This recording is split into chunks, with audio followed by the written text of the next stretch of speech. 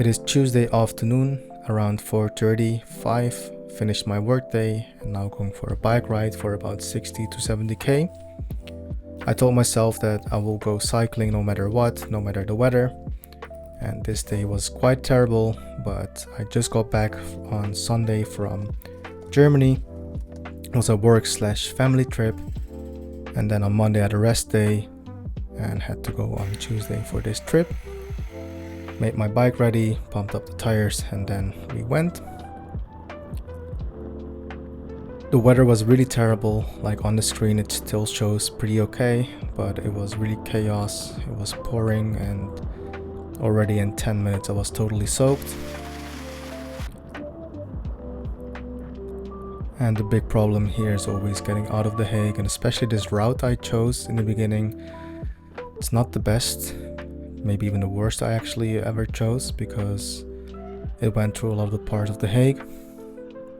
And I hate waiting at these traffic lights and constantly stopping, especially in this cold weather where you just constantly want to move to keep yourself warm.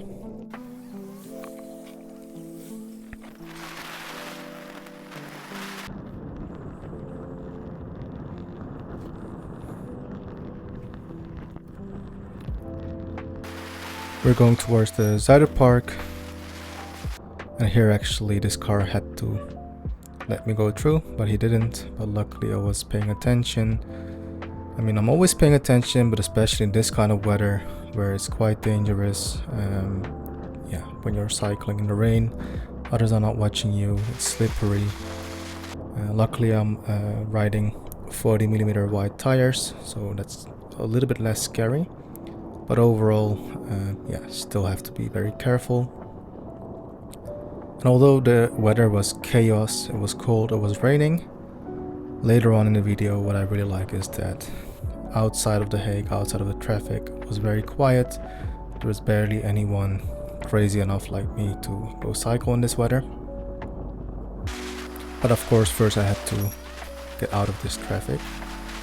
And the issue is that even after 15 or 20 minutes, and it's a new route I've never cycled before, and also this neighborhood I've never been before, is that my touchscreen of my phone was acting up because it was constantly pouring, and a wet touchscreen doesn't really work. So here I had to wait, dry my phone, and then see where I had to go. So this is the first excuse to actually get a bike computer without touchscreen.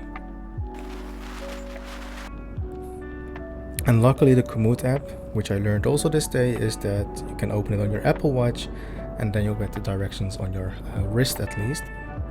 Because for me, when the Komoot app was open, it was constantly getting these inputs from the raindrops, which was really acting up.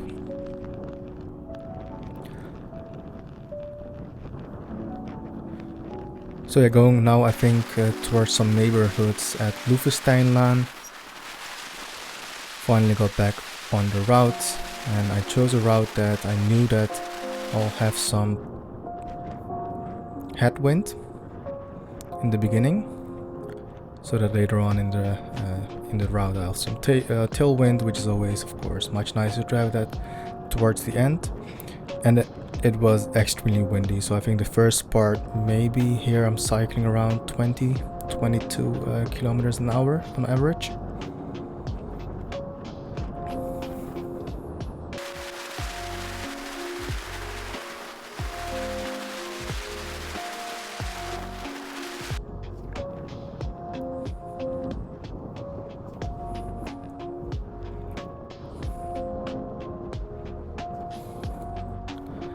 So here's, I think, the part where I'm out of the Hague.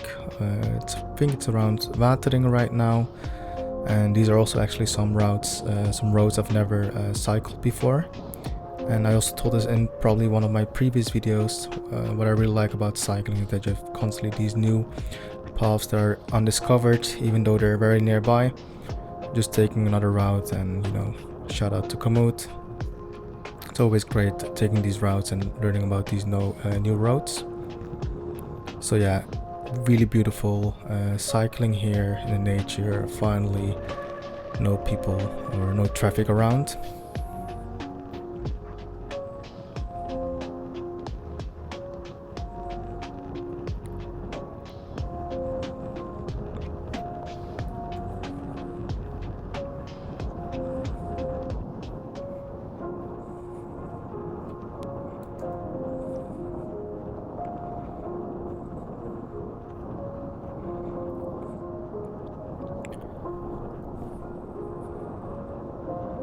This is about 45 minutes in, so finally getting a bit warmer and enjoying the ride.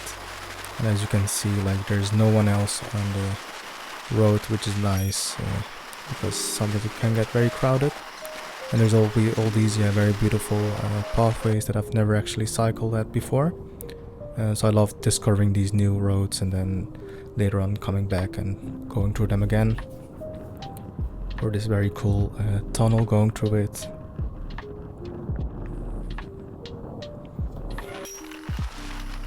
So again, as I said, I started in the Hague, then from escamp, wateringen, going towards the lier.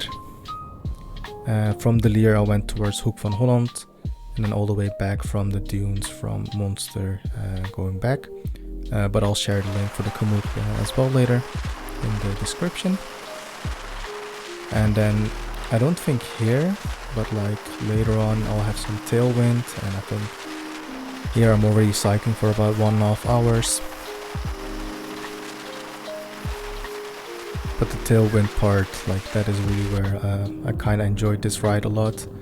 As I said, like the downside is that you're soaking wet and it's quite cold, but yeah, the second part of the route was really amazing, really beautiful. And now going through some villages that I've also never visited before, and also not really a fan of, because sometimes komoot gives these routes that are like very unusual, so that is the only downside, but overall quite a great ride. And I love it when cars are not clear whether they're gonna pass or not, which you just saw.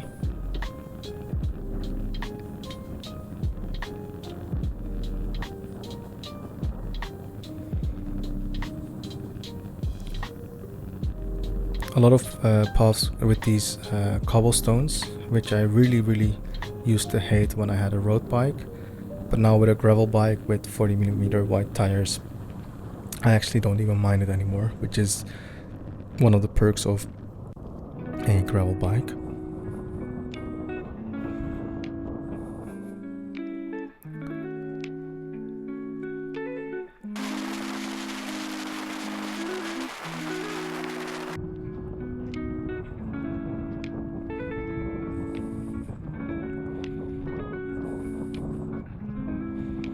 And there's always this point in the cycling where you're cycling for 1 hour or 2 hours, and especially in the rain, where you're like, why do people like this? And the same thoughts are going through my head as well. But I guess it's the being in the nature with this speed and the sound of the wheels, etc., is what's quite calming. It's quite like mindfulness almost. And especially in the rain, I think that's a different feeling. Like here, it was like super empty for, I think, an hour or so. Maybe I have not seen any people, any cyclists, nothing. I mean, I also understand why, but yeah, overall, really like this this route and this ride.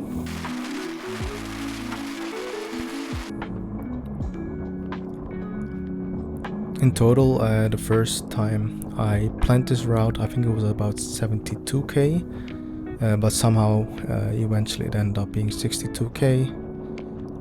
Did an average of 25.8 kilometers an hour in about 2 hours and 24 minutes actually. Which is okay. I mean, with a road bike it will be probably much faster, but still decent.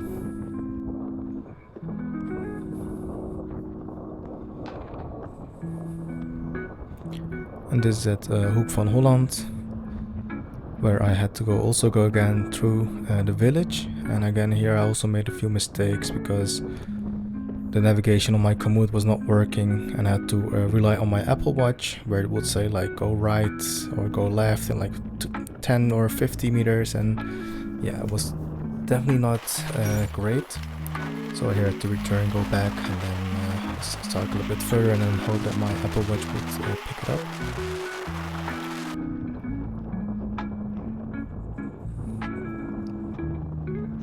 So yeah, I think this is again a great excuse to get a bike computer, maybe something without touchscreen instead of using my phone.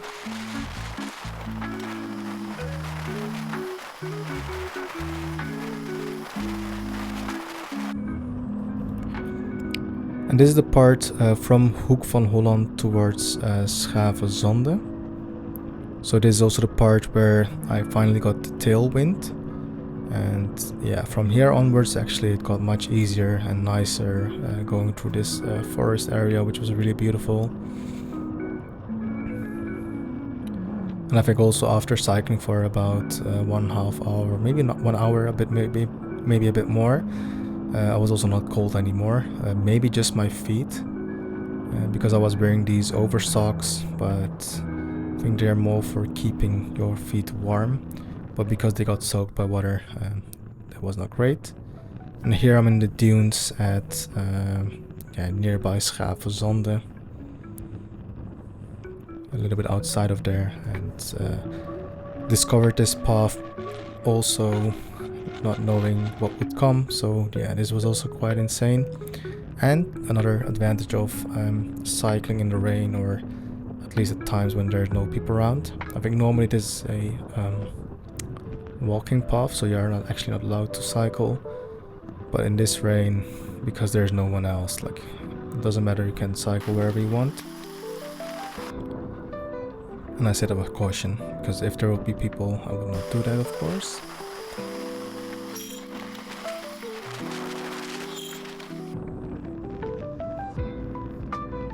And this is the part at the dunes towards the Hague, and this is where I had the most tailwind.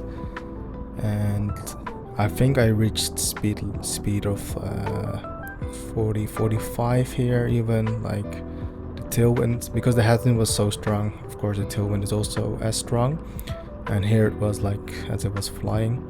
So this felt amazing, like really great. And by all means, these kind of videos never capture that feeling when you're actually cycling there in the nature outside, but I hope it inspires people a little bit to start cycling, and not just in sunny weather, also in this beautiful rainy weather.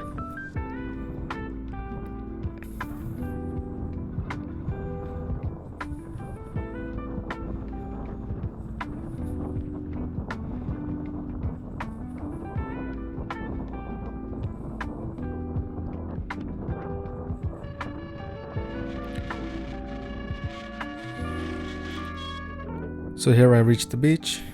I chilled here for about 5 minutes before moving on, because I also didn't want to get too cold.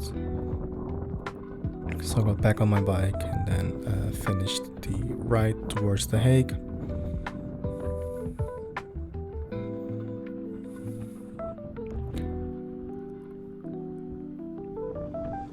So this is the part where you then pass. On the right is Monster, and then you have Terheide.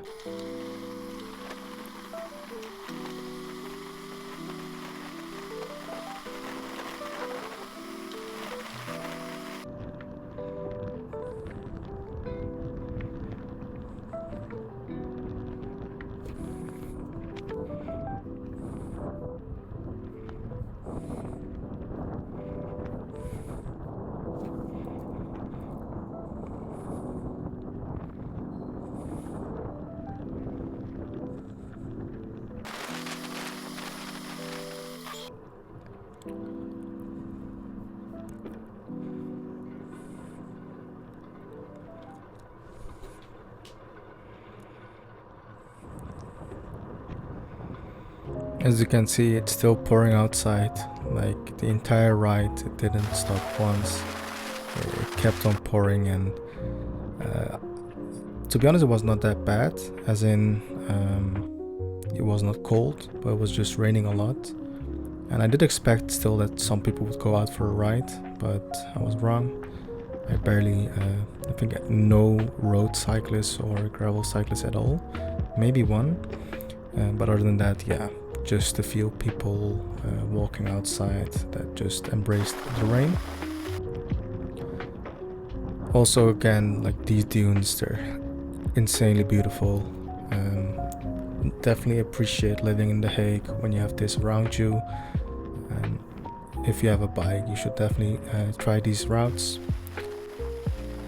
And there was a cyclist actually one. And now we're reaching Kijkduin. So what I did from Kijkduin, went through the dunes and then back to The Hague. So this is already, I think, the last part of the ride.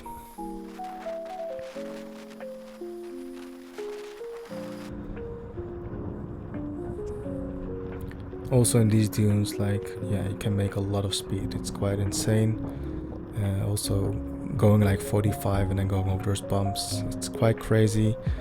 But because of the stabilization of the action camera, it actually acts like nothing is like it's not that bad. But yeah, you have to really stand up and sit down again, otherwise you'll jump off it. And here I had to brake because I was not sure how deep it was.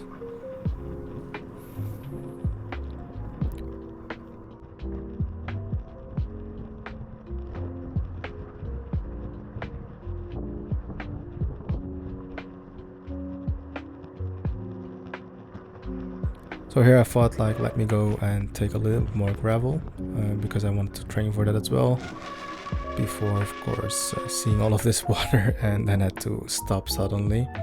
So not the best part. So again, these paths as well, normally they're just for pedestrians, but there was no one outside, which is great, so I thought I can use them. And later on I'm also actually using some of these paths because what I'm training for, the Flatlands 300, it's a gravel ride. And unfortunately, or maybe it's a good thing, of course, for a lot of road cyclists, but there's a lot of like nice roads in the Netherlands. But when it comes to gravel riding or even mountain biking, I think there's not a lot like these kind of things.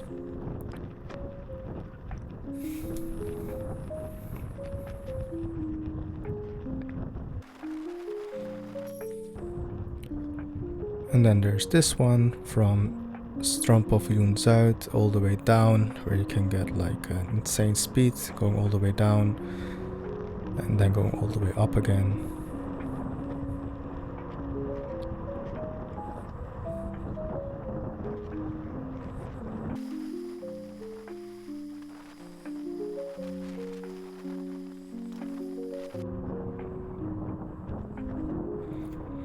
So here we are at Scheveningen. I had to watch that car. It's always being very careful with these kind of situations where you have to hope that these cars are seeing you or just crossing fast enough, because it's not just for these kind of videos why I record everything, but also I kind of use it as a dash cam, because the amount of times that cars are just not seeing me or are not being very smart about situations, it just happens quite a lot.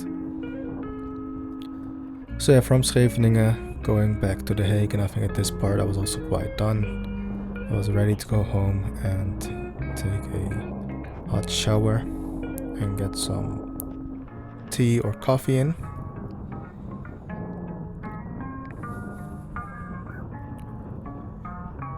So yeah, that was it. 62 kilometers in about 2 hours and 24 minutes, starting from The Hague, getting lost in The Hague from Escamp all the way to Wateringen, around to the Lier, from the Lier going to Hoek van Holland, and then from the dunes from s-gravenzande Monster to Kijkduin, Scheveningen and back. So that's it. Hope you enjoyed this video. See you in the next one. Ciao ciao, bye bye.